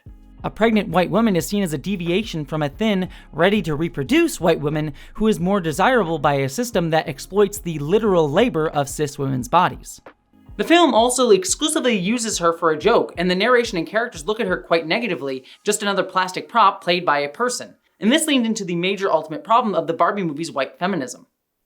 Just as Ken does not have a job to identify himself against, our lead Barbie is just stereotypical Barbie. I'm not adventure Barbie, I'm stereotypical Barbie. I'm like the Barbie you think of when someone says, think of a Barbie. That's me. Her role is quite literally to be a white woman. She doesn't have a sense of identity outside of the system or function of womanhood that she has. She does not have a queer, ethnic, historical, or religious culture to find herself within because they have been specifically stripped away from her when she was commodified and taken to be enslaved. Thus, she only has womanhood to fight back against the system from, even as she recognizes that that identity is dehumanized commodification. Whiteness then robs white women of an identity to find themselves through. It's not just that. I'm not smart enough to be interesting. You're so smart. I can't do brain surgery. I've never flown a plane. I'm not the president. No one on the Supreme Court is me. I'm not good enough for anything. In The Matrix, Neo's victory comes not in physically beating Agent Smith or even beating the system, because he doesn't actually at the end of that movie, or any of the Matrix movies technically. But his victory comes when he declares his name, freeing himself from how the system and Agent Smith specifically were trying to define him as Mr. Anderson. Mr. Anderson, my name is Neo. Here, Neo is self-actualizing and defining his own identity for himself outside of what the system tells him to be. And Barbie never gets that. She never gets to exist or find her self-worth outside of being a woman who lives in a commodified society, human or plastic. Her character arc points to an idea of the difficulties as a woman to make yourself a subject and not an object, but the narrative ultimately still defines her first and foremost by her plastic and, after the end choice she makes, her flesh and body. It's why white feminists so often reinforce systems of cisnormativity and white supremacy. White suffragettes, for example, were often wielded by white supremacists in America to frame their right to vote as under attack by black men and women's rights to vote or own land. And why TERFs today are often white feminists who have centralized their identity in their victimhood as women through how their reproductive rights are controlled and how women are just seen as baby-making factories. No, I want men out of women's spaces. That's not born different, that's a biological fact, and that biological fact determines whether or not somebody is a risk to women. This might come off crass, but there's some schools of thoughts that would posit that one of the biggest crimes that were committed is this framing of white womanhood as a marginalized experience.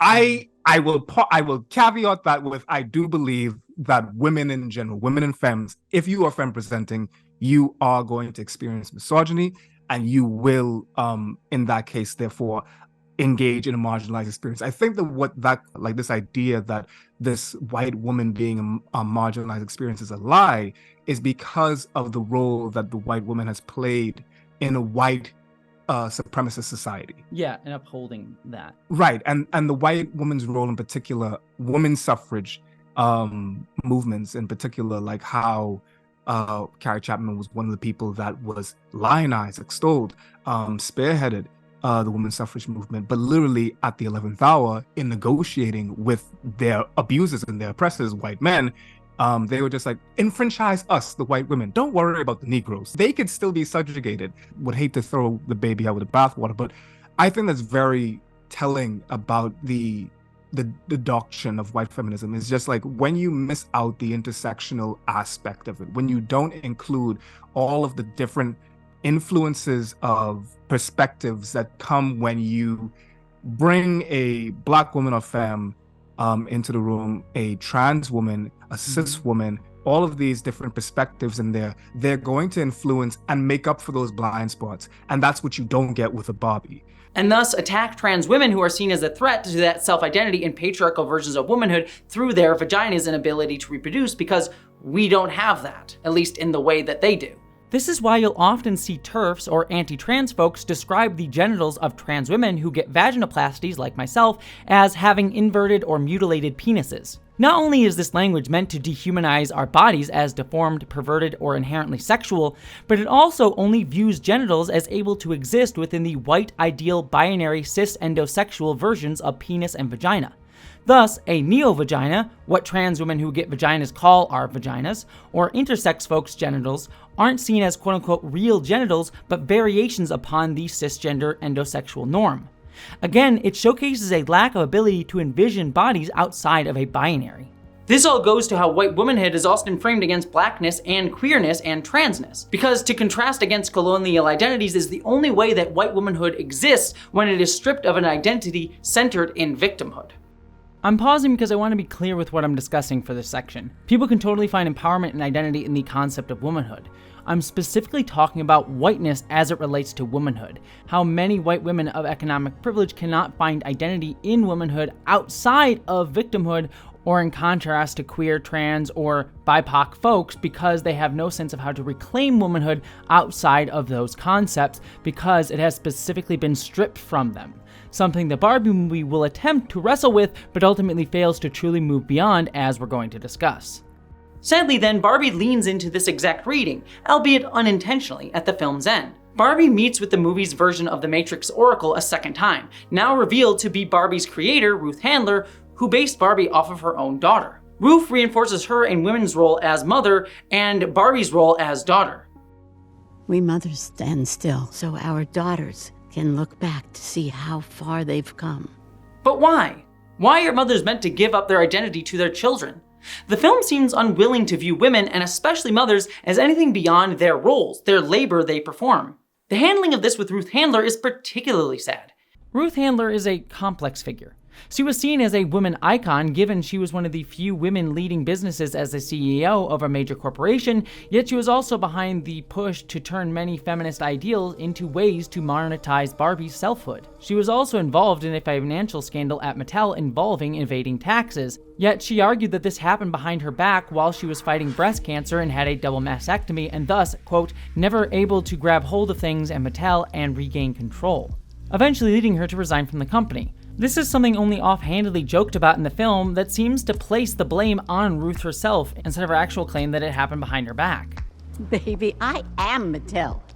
Until the IRS got to me, but that's another movie. However, her experiences as a survivor led her down a new path. She started Nearly Me after struggling to find quality breast prostheses for herself, deciding that she would do it if no one else would, and dedicated much of the rest of her life to that cause. She has helped thousands of women and was given the Volunteer Achievement Award by the American Cancer Society. Interestingly though, her cancer work was through helping women be less ostracized and dehumanized and finding a sense of identity in having breasts, adding more complication to the dehumanization of women through beauty norms that we discussed earlier. The film condenses this entire history to single one-off jokes that uncomfortably lean into Jewish stereotypes while only framing Ruth as a mother. Ruth was Jewish, and while the film did a good job in having Rhea Perlman, a Jewish actress, play her, my friend of the channel and Jewish media critic Lady Knight the Brave pointed out that some of the choices with her lines, with the consistent jokes about tax evasion and other elements, were uncomfortable to her due to that context. With the additional very odd choice to have Will Ferrell, CEO, for no reason given the scene, say, "Some of my best friends are Jewish." And then in the following line make an odd reference to the term Jezebel. "Get in the box, you Jezebel!" This is even more uncomfortable. While Noah Baumbach, who worked on the script with his partner Greta Gerwig, is Jewish, Gerwig herself has repeatedly stated the film was primarily influenced by her Catholic upbringing. It is interesting too that Barbie visually compares Ruth to the Oracle in The Matrix, given that it's revealed that she was a co-creator of The Matrix in those films. Yet the Oracle works to try to create something new, seeing her system as flawed, whereas Ruth never works to change that system, only humanizes stereotypical Barbie while simultaneously claiming her as an extension of her own lineage. Beyond that, Ruth offers Barbie the chance to stop being an idea and become a human, aging and mortal. I want to be a part of the people that make meaning, not the thing that's made. This choice she's presented, while humanizing to stereotypical Barbie, is presented as one that she must make alone. No other Barbie is offered this choice. And thus, stereotypical Barbie leaves what she has known and joins a patriarchal system. Only stereotypical white Barbie gets the choice to be able to be humanized.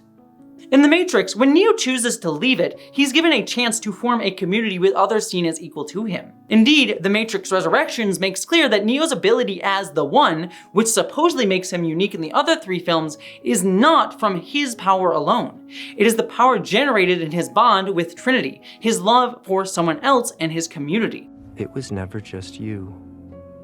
Alone, neither of you is of any particular value. Like acids and bases, you're dangerous when mixed together. He is actually not special or unique in and of himself, but gains power and uniqueness through community, one to which he can grow and give more power to others through.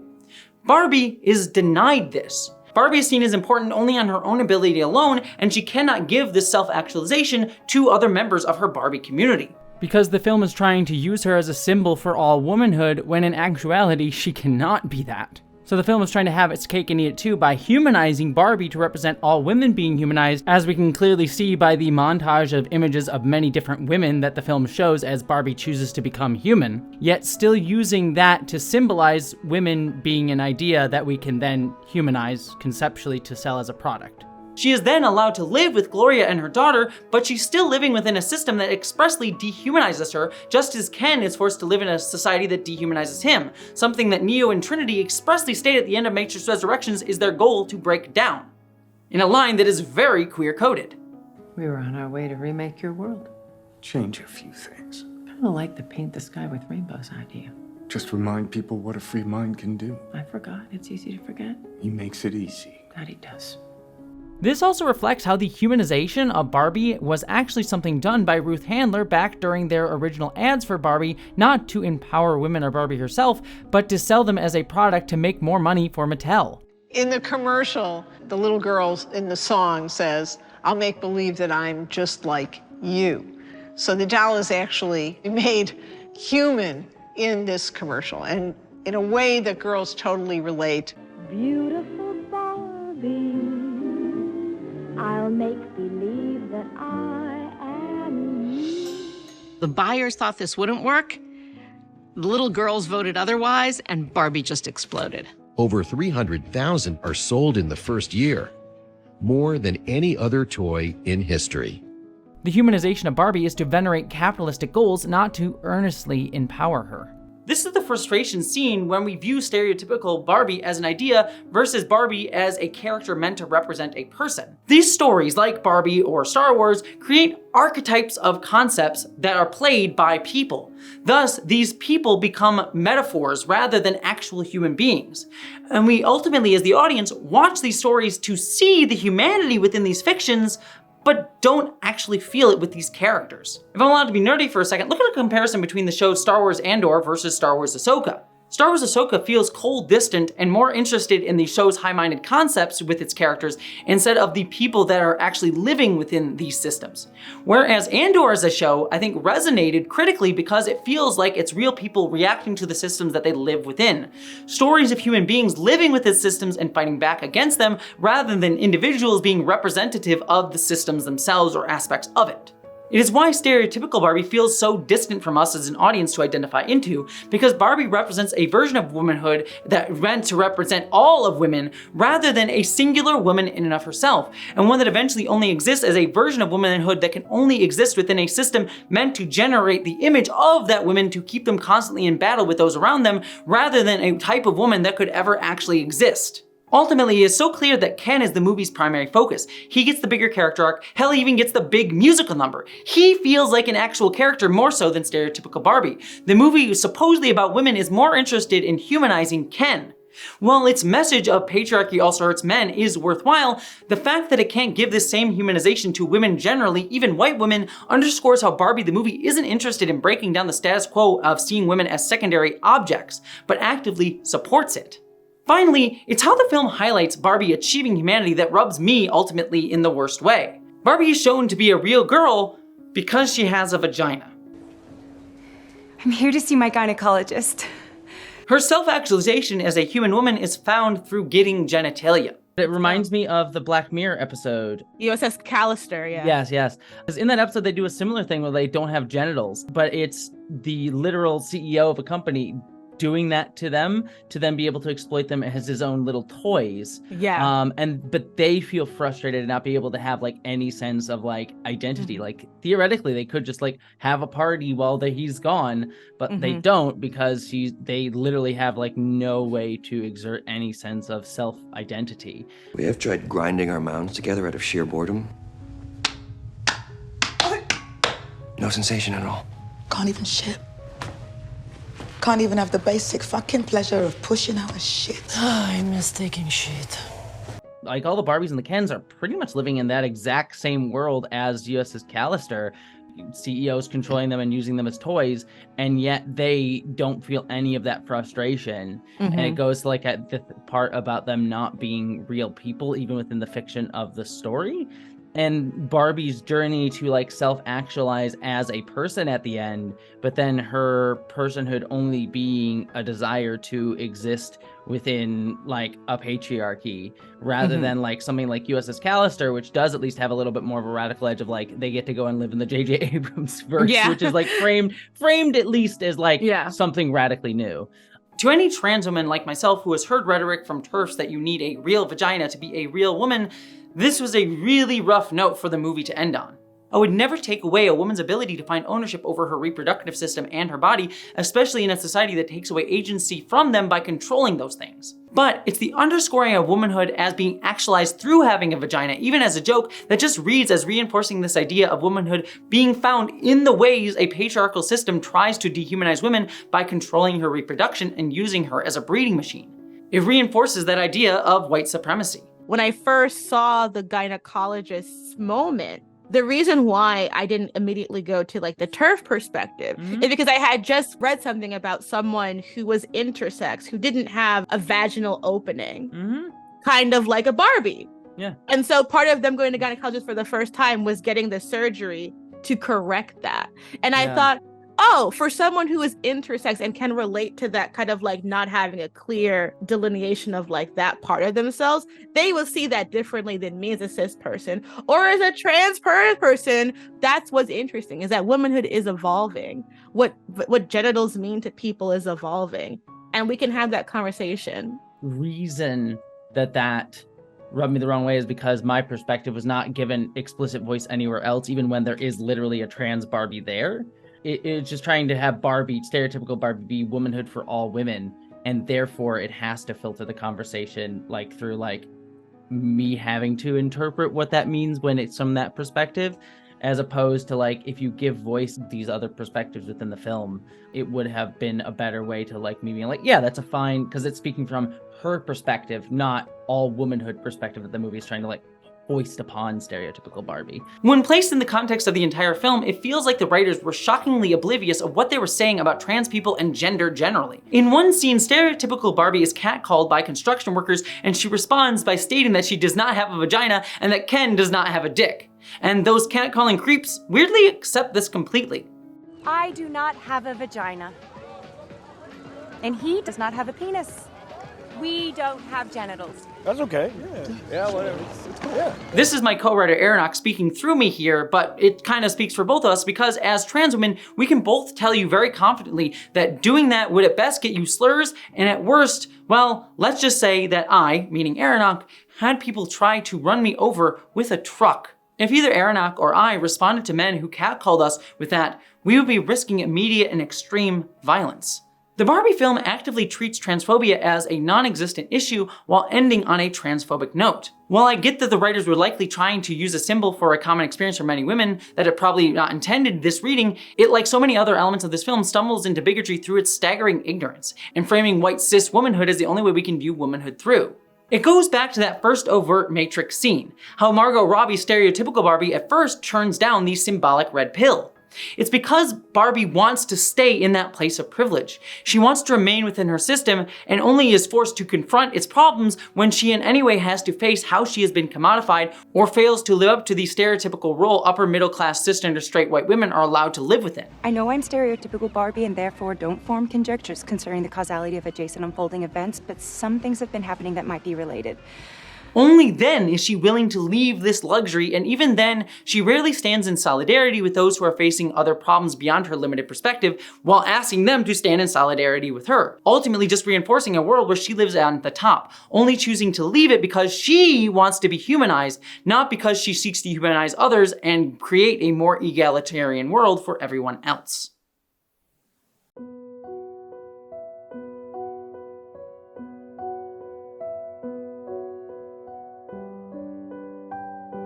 In many ways, this is all Barbie ever could have been. It's a product made to sell more products, something that numerous of my peers here on YouTube have pointed out. So the question ultimately becomes, why do I and others critique the film this way? Why do we tear down something that became so meaningful to some people in a way that holds it up to a standard that it never could have reached given its limitations? And the answer is, because we need to be able to articulate those limitations in order to move beyond them. To be fair, Barbie should be commended for being able to say as much as it did overtly.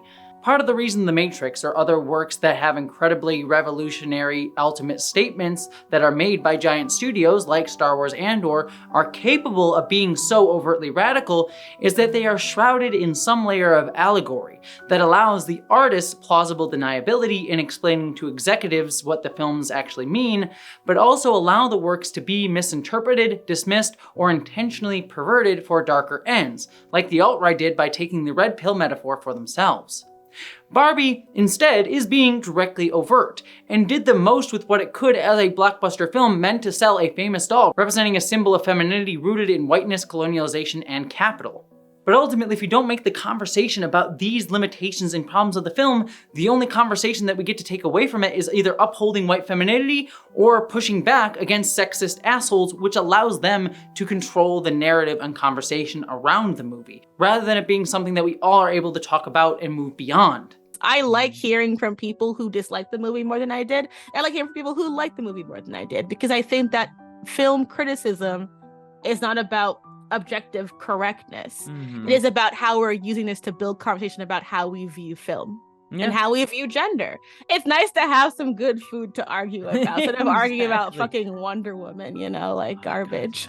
Yeah. And I think that the online culture that we live in has made it even harder, because instead of arguing with each other in community, we're always arguing with people that we don't fucking care about. I don't care what racists think about the Marvels. Like, I really don't care. But that's why fascism comes up, because we make it about like the only thing we can talk about is the fascist assholes, and because of that they get their hooks in the conversation, because that's the only thing we have to talk about, because there's nothing else to, because everything else is so shallow. If I'm being entirely honest, there is a part of me that is scared to critique Barbie because people are so defensive of it and trans women so vilified right now in our society. I see this video right now that I'm making as quickly taken by many as a trans woman just trying to take something from cis women, or trying to ruin something, or being overly sensitive, or being a woke scold. And that may seem like a trivial fear to some of you, but it's really not. Trans people generally, and trans women and non-binary folks especially, have a long history of being attacked because we directly point out how the binary dichotomy that we exist within is not only bullshit, but the desire to exist within a power hierarchy based on that dichotomy is not the end goal for any of us. We rupture that concept because non-binary people, trans men and trans women, specifically choose to work against or ignore the incentive for power through gendered means. But by doing so, we often get attacked even by those who are supposed to be supportive of us, because we are attacking the status quo that lets them live in luxury. I have seen numerous times over the past year when I personally have spoken up about issues related to popular works of art, Hogwarts Legacy, I'm looking at you, as well as speaking up for racial issues, has led me to be vilified, even by other trans women, especially trans women of certain privileges, as the enemy. And I'm not alone as a trans woman in feeling that way. But the reason that I and numerous others are offering this critique is not to vilify the film or those who made it, but to highlight several things. First, Barbie is capable of articulating a problem, but not a way forward, because it centralizes a white perspective. Greta Gerwig's filmography has long had this issue, with works like Lady Bird and Little Women, two great films that were hailed as 21st century feminist masterpieces, but which failed to present any intersectional look at their messages for women.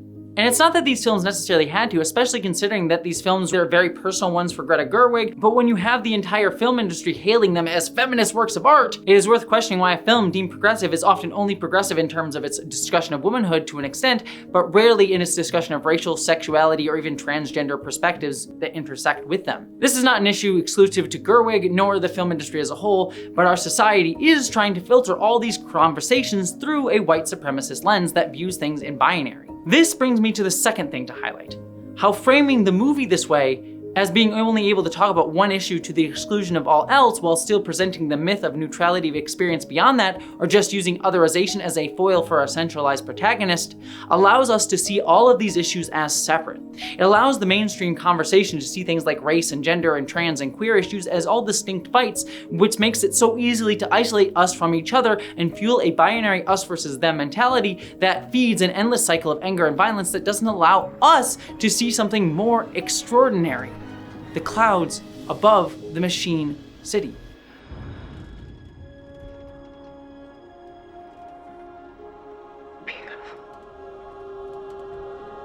The Matrix, to be fair, also has problems. Both The Matrix and Barbie center the narrative of white people having to learn that while the system benefits them most directly, that they are still commodified and ultimately dehumanized by them. This is why, while I adore the Matrix movies, Sense8 is actually my favorite Wachowski project, because it centralizes multiple perspectives who each have their own individual culture, identity, and context through which they are able to find connections to others through. That being said, Sense8 is also still not without its flaws. Indeed, the Matrix movies and the Wachowski sisters generally have many problems with how they utilize the narratives of racialized people in their works. See The Matrix is Intrinsically Trans by my co-writer Aronach for more on that. But Barbie places this inability to see oppression as a natural state for everyone except women. In contrast, The Matrix at least hints at how racialized people already exist with that understanding from a young age, and it's only the most privileged and unracialized that can genuinely remain intentionally oblivious to the artificiality of these systems built upon intersecting hierarchies while simultaneously upholding it themselves. And I already know the response in the comment sections are ultimately going to be, why must Gerwig and Barbie address all these issues? Why is this placed on her? And you're right. It's unfair to demand that Gerwig go beyond her perspective when we don't ask the same for men in her position. She's allowed to tell her story, and she has done it in films like Lady Bird. My issue with her earlier work is not with Gerwig, but how Hollywood would venerate these films as feminist while never allowing other stories the same, nor let them reach the same level of notoriety as her work. And when they do reach that level, they are considered black films or queer films, siloed into marketing buckets that belittles them and limits their reach, when true progressiveness is about understanding the complex humanity of us all. On top of this, it's clear Gerwig is attempting to position herself as a studio director. Her team stated that she didn't want to be seen as the biggest woman director or a big director, but specifically as a big studio director. She wants to focus on making herself more marketable and be able to speak to more people with her art. And so if that's the position that she wants to be in, then I have to ask, why is that your goal? Is it to create art that genuinely tries to meaningfully speak to how our world needs to change to as broad an audience as possible? Or are you just doing what Barbie does in the film, humanizing yourself for your own gain while not doing the same for other voices while thinking that you are by tokenistic representation? Is Barbie as a film meant to uplift women? Or sell the idea of Gerwig's seeming individual uniqueness using the pink paint of feminism to do so? Is Gerwig trying to make herself an idea, not a human, in order to sell her own success? I wish that we were able to not make whether or not you like Barbie or can escape into Barbie the ultimate barometer of like how you express feminism, but that ultimately becomes how all these movies get marketed. It's like, are you a good woman if you don't like blah blah blah? If you like the Marvels, are you a good woman? If you don't like it, are you a good woman? And it becomes, rather than a space to have actual criticism, a way for us to now engage in like battling misogyny. Who's the real misogynist now, you know? Yeah. And it's like, guys, the movie made $1 billion. If I was being generous, I would say Barbie as a movie became so precious to many women, even beyond white women, because many of us, myself included, are so starved for anything that gives us a voice in a mainstream work of art that cuts across our entire culture that we can all just share. For a moment, Barbie allowed all of us to feel seen, at least in a nominal way, when often we are so stuck with these shallow representations of womanhood like Captain Marvel or Rey, who remain stoic or distant, having to be these blank slates that don't speak to the actual experiences of us. So when Barbie comes along, it feels like a breath of fresh air because it does the bare minimum of saying a woman's experience is more than just having a body with boobs. A breath of fresh air that people want to cling to in hopes of not suffocating it. But in truth, we all, every one of us, men included, deserve better. Deserve to have something that actually sees beyond product and exploitation, deserves to actually breathe. As the Matrix movies show, it is possible to make big budget films that move beyond individual veneration. Or you can look at things like Spider-Man Into the Spider-Verse or Star Wars Andor as recent examples as well. Or I could present you with the movie Bottoms that came out just this year that discusses intersecting issues of sexuality, gender, and womanhood while being absolutely hysterical. It can be done. Barbie isn't devoid of worth. A lot of men found value in the conversations about Ken and how patriarchal views on manhood are not great for them, and that they feel not enough and struggle to construct a sense of self outside of objects and significant others.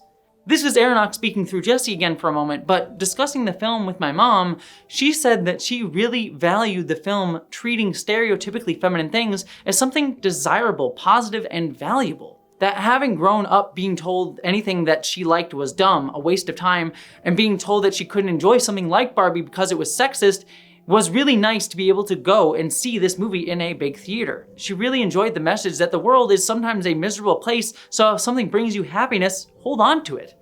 She also really valued Weird Barbie in a way that resonated with her. My mom is a breast cancer survivor, and because the experience of chemo stripped a lot of her general social identifiers of femininity from her, especially her hair, and the ego death of that, and how it made her feel so alien, she felt seen by Weird Barbie. And I think that's particularly beautiful, especially in the context of Ruth Handler's life. I, again Aronach, value the movie also because, despite having issues with it, I really connected with Weird Barbie as a trans lesbian, and because both my mother and I have found common ground in the experience of being stripped and denied aspects of our womanhood. That is incredibly valuable. We, and this includes me, Jessie here again, all agree that the best scene in the film, the most valuable, is a very simple one the studio nearly cut, where Barbie sits crying at a bench and very earnestly compliments the beauty of an older woman.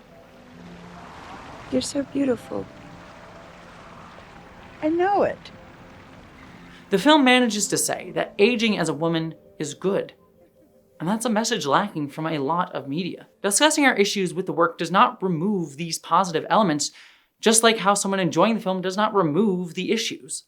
Multiple things can be true about a work at the same time, and ignoring marginalized perspectives because it's inconvenient to you is an issue both in the film and with people who want to enjoy it uncritically, as well as with our society generally.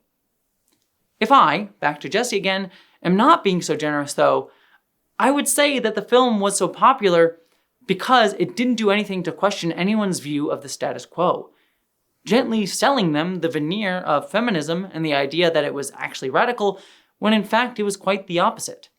It's not just capitalism bad, it's white supremacy bad in a deeply insidious way, in that it's made itself so invisible that even those who made the film seem to not understand the implications of what they were saying by exclusion, while at the same time, those who funded it certainly did.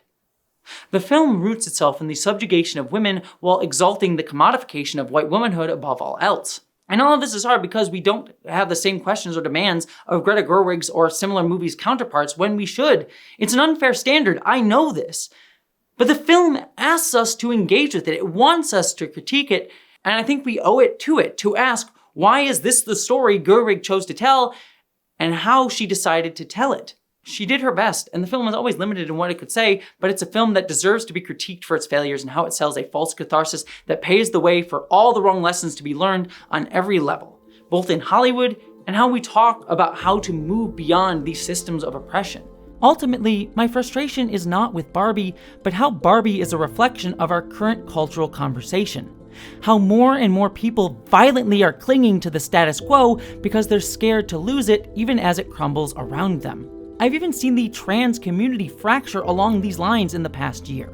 So as most art ends up being, Barbie is but a representation of that. And I don't think there's an easy way to conclude this. All I can say is this.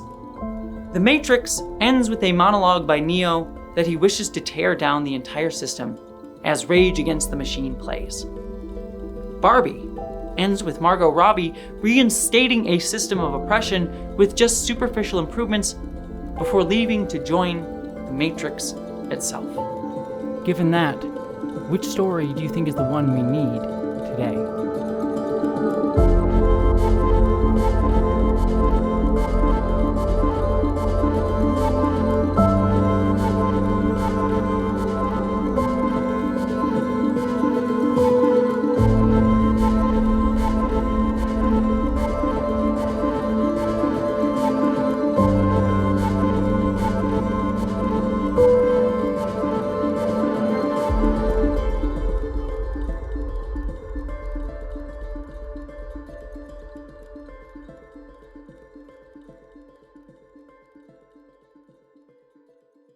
Alrighty everybody, thank you so much for watching this video, and thank you to this video sponsor, Ground News. But beyond that, I do have one last announcement before you go, beyond the normal like and subscribe, but don't forget to do that. This is not going to be my last video of 2023. I have one more extremely big video essay coming, and it is going to be a doozy because it is going to have some things to say. It is going to be a video on the politics of Star Wars, but not really about Star Wars. So I wanted to give you all a brief look at it because we have been working on this video for over a year. So here's a quick look.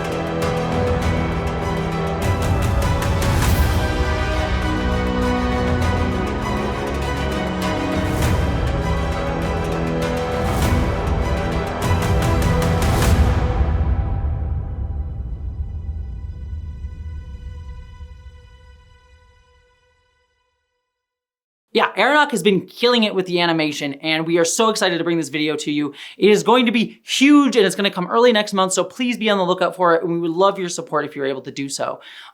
That being said, if you want to get it early, as well as get some cool behind the scenes tidbits before it comes out, as well as your name in the video itself, please consider going supporting us over on Patreon. These videos take a lot of work and a lot of time, and I try to pay everyone that works on this, including Aronok and many others, fairly. And so if you can support me and help me pay my bills and their bills, it would be greatly appreciated.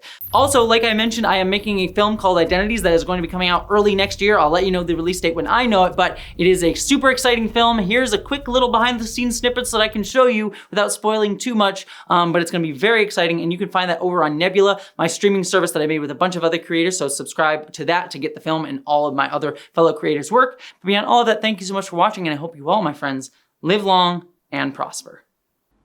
Thank you so much, patrons. I could not do this without you. You literally make my entire life possible, so thank you so much for that. And I want to give an extra special thank you to Carrie Ellen Foss, Joel Herman Holt, Nils Osborne Oldensholm, Arcton Arkleser, Lily Gray, Heather Long, Barbie Ann Rounds, Eltan Tivy, Sarah Montgomery, Jack McAllen, Stephen Kleinard, Hannah Friedrich, Courtney Ray Kelly, Jem Shin, Michael Wolnitz, Christian Hertz, Iron, Dark Archon, Alex Miller, Randy Thompson, Matt Chung, Chloe Dollar, Chris Showers, Baba Ruski, Super Desi, Samuel Howard, Brits Krieg, Spooky Heather Sylvia, Nissan Mayer, Christine S., Tara Rose, Angela Hendricks, Vincent Ellington, Todd Verling, Lily Blaney, Joseph Dewey, Meadow Whisper, Alicia Stice, Joelle Gilly, Felicia Tost, Marshall Nye, Sammy Joe Retro, James Krivda, Rose Connolly, Zane Schuschler, Dominic Noble, Onwe Eos, Jennifer Fuss, Weirdy Beardy, Ruth, Kaylee Lang,